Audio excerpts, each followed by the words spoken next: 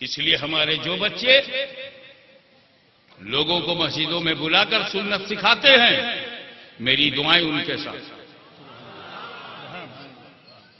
میری ساری ہمدردیاں ان کے ساتھ ہیں۔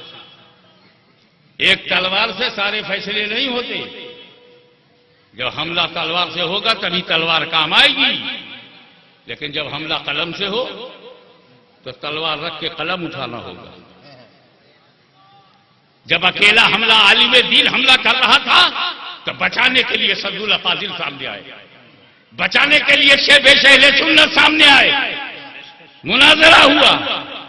لیکن جب جاہل جماعت بنا کے آنے لگے تو عالم جائے گا مقابلے کے لیے۔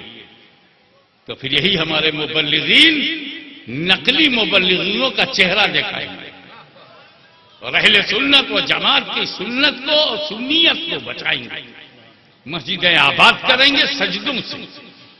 اگر اہل سنت اور جماعت کی بڑی تعداد مسجد میں جانے لگے تو امامت کا مصلی بھی پاک کیا جا سکتا ہے۔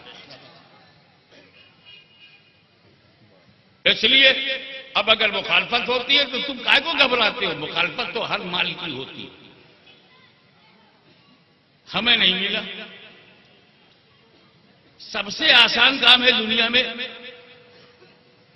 اور میں تو خانقاہ میں پیدا ہوا، خانقاہ میں رہا، فکر رضا کا سرمایہ میرے ساتھ ملا رہا اور اسی کو لے کے میں دنیا میں چلتا رہا۔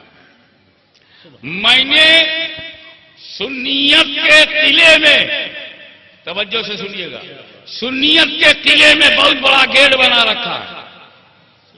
ہاشمی نے سنیت کے قلعے میں بہت بڑا گیٹ بنا رکھا ہے، آؤ توبہ کر کے اندر،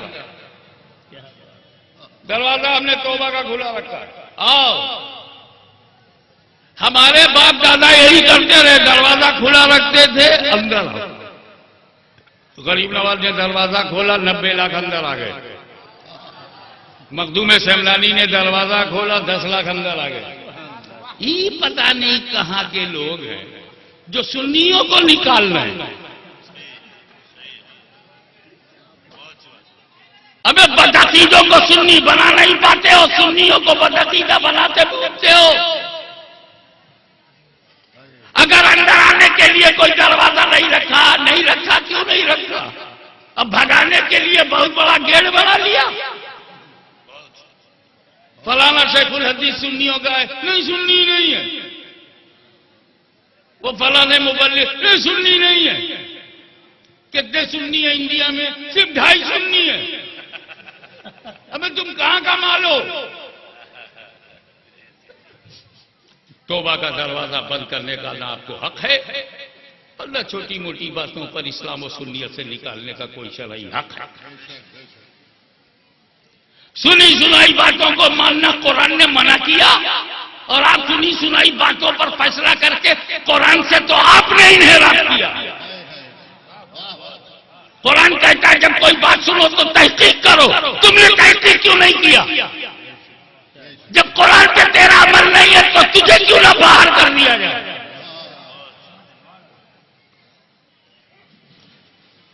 کانا پھوسی منع ہے، سنی سنی باتوں پہ فیصلہ کرنا سنی سنائی پر منع ہے، ظن و گمان اور اندازے پر بات کرنا منع ہے۔ بعض ظن گناہ ہے، قرآن میں ہے۔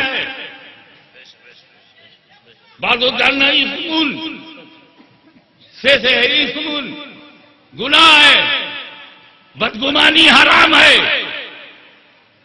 ہم سے ہمارے مرید نے کہا ہے نا، جبریل امین نے نہیں کہا۔ کیا مرید جھوٹا نہیں ہو سکتا؟ پوسٹ مارٹم کیا کرو جب کسی عالم دین کے خلاف کوئی بات کرے، تم سے پوچھو۔ کسی کو حق نہیں ہے کہ سنی سنائی باتوں پر علامہ مدنی میاں، علامہ گھری میاں یا کسی بھی سنی عالم کے خلاف لفظ بولنا۔ تم کون ہوتے ہو مولانا الیاس قادری کے خلاف بولنے والے؟ کیا ثبوت ہے تمہارے پاس؟ کون سا عمل ان کا ہے جس نے دین و سنیت سے انہیں نکالا ہو؟ اگر اللہ اس کے رسول نے نہیں نکالا تو تم کون ہوتے ہو نکالنے والے؟ ثبوت دو. مجھے جو کہنا تھا تم نے کہا، میں نے کبھی صفائی نہیں دی کیونکہ میں سمجھ رہا تھا یہ آخرت کا سرمایہ ہے.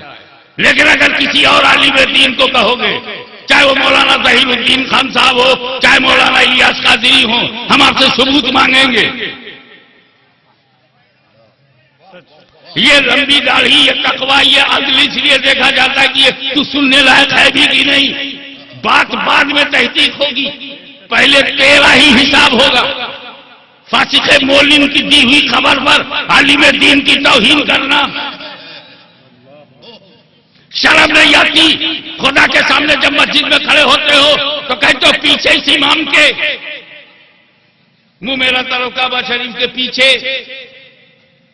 بڑے بڑے سیٹ ہو، بڑے بڑے تم متولی ہو، ٹرسٹی ہو، مگر جماعت میں بولتے کیا ہو؟ پیچھے اس امام کے. شرم نہیں آتی؟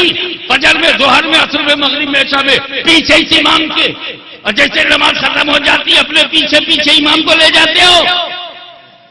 نوکر سمجھتے ہو، غلام سمجھتے ہو، امام بھی کہتے ہو، غلام بھی سمجھتے ہو. بدلو اپنی روش کو. زندہ قوموں کی پہچان یہ ہے کہ مذہبی رہنماؤں کو بلندی پہ رکھتے ہیں تاکہ